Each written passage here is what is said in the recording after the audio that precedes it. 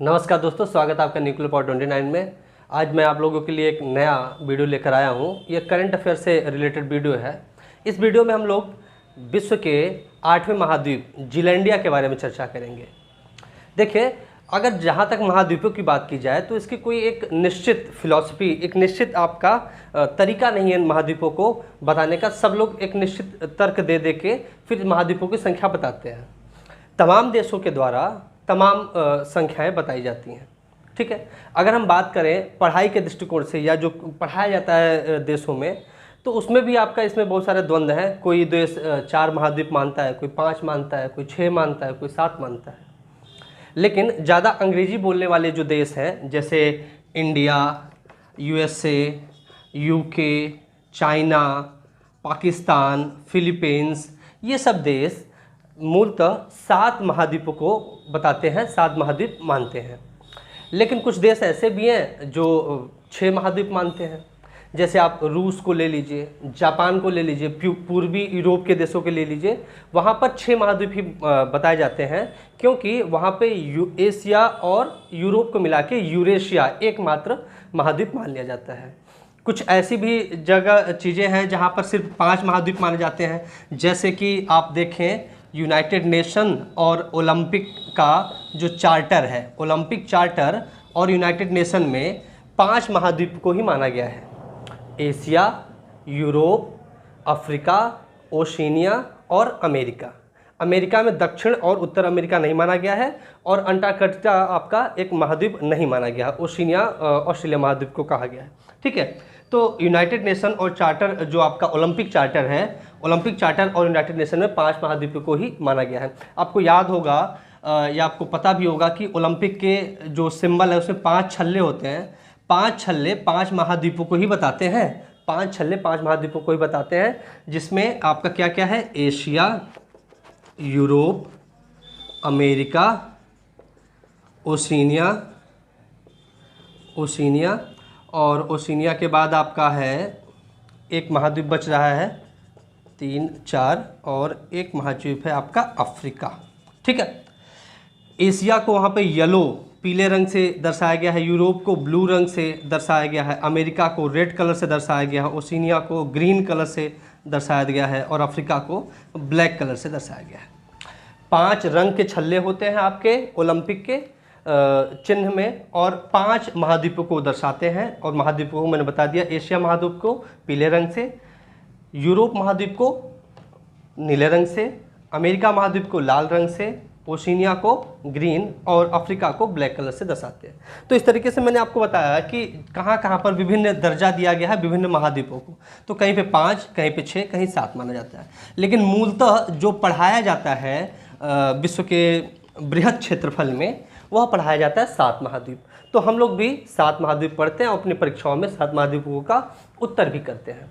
अब उन 7 महाद्वीपों के बारे में पहले चर्चा कर लें। तो अगर क्षेत्रफल के आधार पर देखा जाए तो सबसे बड़ा महाद्वीप है एशिया, दूसरे नंबर पे अफ्रीका, तीसरे नंबर पे उत्तरी अमेरिका, चौथे नंबर पे दक्षिणी अमेरिका, 5वें नंबर पे अंटार्कटिका,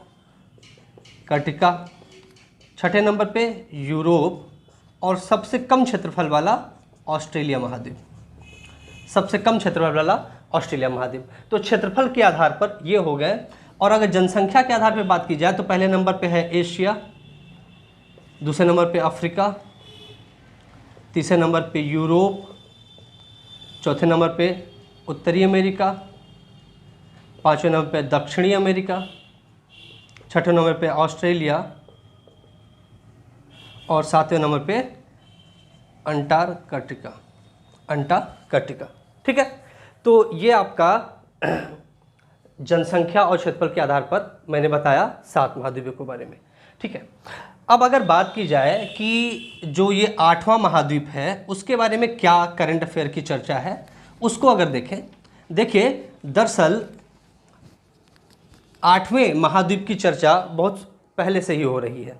सबसे पहले 1995 में भूभौतिकीविद ब्रूस ल्यूएंडिक, क्या नाम है इनका, ल्यूएंडिक, ठीक है, तो ब्रूस ल्यूएंडिक ने 1995 में सबसे पहले जीलैंडिया शब्द की चर्चा की। और तभी से 8वें महाद्वीप के बारे में खोज होना शुरू हो गया।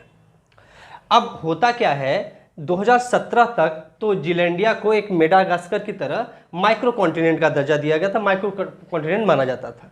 लेकिन हाल फिलहाल में जीएनएस साइंस के रिसर्चर, जीएनएस साइंस आपका न्यूजीलैंड सरकार की एक रिसर्च इंस्टीट्यूट है, और उसी ने क्या किया है कि जो 8वां महाद्वीप जिसको जीलैंडिया नाम दिया गया है, उसके बैथीमेट्री और टेक्टोनिक दोनों प्रकार के मैप का नक्शा जारी किया है। कौन कौन से मैप? बैथीमेट्री मैप और टेक्टोनिक मैप। अब मैं यहाँ ही आपको बता दूं कि बैथीमेट्री मैप क्या होता है और टेक्टोनिक मैप क्या होता है। बैथीमेट्री मैप किसी भी महाद्वीप का समुद्र के भीतर वाले भाग के आकार को बताता है, ठीक है। जबकि टेक्टोनिक मैप किसी भी महाद्वीप के भूपर्पटी, भ्रंश, ज्वालामुखी आदि के संबंध में जानकारी प्रदान करता है। अब हुआ क्या, 2017 में इसके अस्तित्व की जब से पुष्टि हुई है, तब उसके बाद इसके बारे में चर्चा होना शुरू हुआ, और जीएनएस साइंस ने हाल ही में इसके बैथीमेट्री मैप और टेक्टोनिक मैप दोनों ही जारी कर दिए गए। जारी करने के बाद देखा गया कि जो इसका क्षेत्रफल है, ये इंपॉर्टेंट क्वेश्चन बन सकता है कि इसका क्षेत्रफल कितना है। तो इसका जो क्षेत्रफल है लगभग 5 मिलियन वर्ग किलोमीटर है, और इसको अगर देखा जाए तो ऑस्ट्रेलिया के क्षेत्रफल का लगभग आधा है। लोकेशन, अगर इसका स्थिति देखा जाए कि विश्व पटल पे इसकी स्थिति कहाँ है, तो यह ऑस्ट्रेलिया के पूर्व में और न्यूजीलैंड के नीचे है। बात इंपॉर्टेंट एक और निकल के आती है, केवल 6% भाग इसका समुद्र के बाहर है, शेष 94% भाग पानी के अंदर है। अगली बात जो इंपॉर्टेंट है, करोड़ों वर्ष पहले इसका लगभग 94-95% भाग जो है प्रशांत महासागर में डूब गया है। उसके बाद कुछ इंपॉर्टेंट पॉइंट हम इसमें डिस्कस करते हैं। जैसे महाद्वीप के बारे में हम लोग चर्चा कर रहे हैं, तो कोई भी महाद्वीप हो उसके लिए मुख्य शर्तें क्या है। तो मुख्य शर्तों में पहली शर्त तो यह है कि एक सुपरिभाषित सीमा होना चाहिए। सुपरिभाषित सीमा होना चाहिए कि इसका एरिया कहाँ से कहाँ है, इसका सीमा बंधन कहाँ है। सुपरिभाषित सीमा होनी चाहिए। दूसरा, 1 मिलियन वर्ग किलोमीटर से ज़्यादा का क्षेत्रफल होना चाहिए। किसी को भी कोई भी लैंड मास है उसको महाद्वीप कब घोषित किया जाएगा, मुख्य शर्तें क्या है? पहली तो सुपरिभाषित सीमा होनी चाहिए। दूसरी बात है कि 1 मिलियन वर्ग किलोमीटर से ज़्यादा क्षेत्रफल होना चाहिए। तीसरी जो सबसे इंपॉर्टेंट बात है, उसमें आपका जो महाद्वीपीय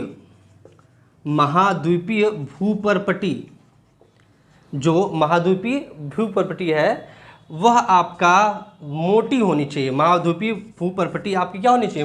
मोटी होनी चाहिए। किससे? महासागरीय भूपर्पटी से। महासागरीय भूपर्पटी से मोटी होनी चाहिए महाद्वीपीय भूपर्पटी। तो हम कहेंगे कि यह लैंडमास एक महाद्वीप बनने की अपना वैधता रखता है, शर्तें पूरी करता है।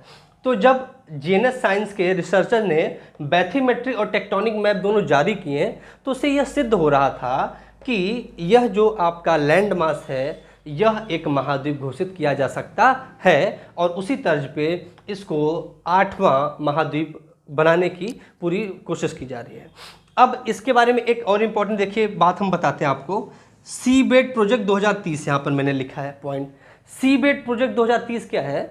सीबेड प्रोजेक्ट 2030 के तहत विश्व के सारे जो आपका जल सरफेस है ना, वाटर सरफेस, जो आपके समुद्र का सतह है, पूरे समुद्र की सतह को मापना है, उसके क्षेत्रफल को मापना है। आपका एक प्रोजेक्ट उसके लिए लॉन्च किया गया विश्व स्तरीय, पूरे वैश्विक स्तर पे ये नापा जा रहा है पूरे विश्व के समुद्र सतह को, ठीक है। ओशियन फ्लोर को नापा जा रहा है, समुद्र की सतह को नापा जा रहा है, क्षेत्रफल नापा जा रहा है, और उस प्रोजेक्ट का नाम क्या है? सीबेड 2030।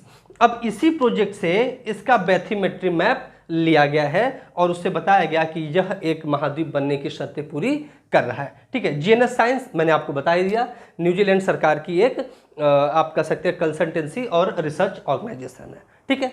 तो इस वीडियो में हमने जीलैंडिया के बारे में देखा, जो कि विश्व का 8वां महाद्वीप बनने की क्षमता रखता है और बनेगा। धन्यवाद, अगले वीडियो में मिलते हैं।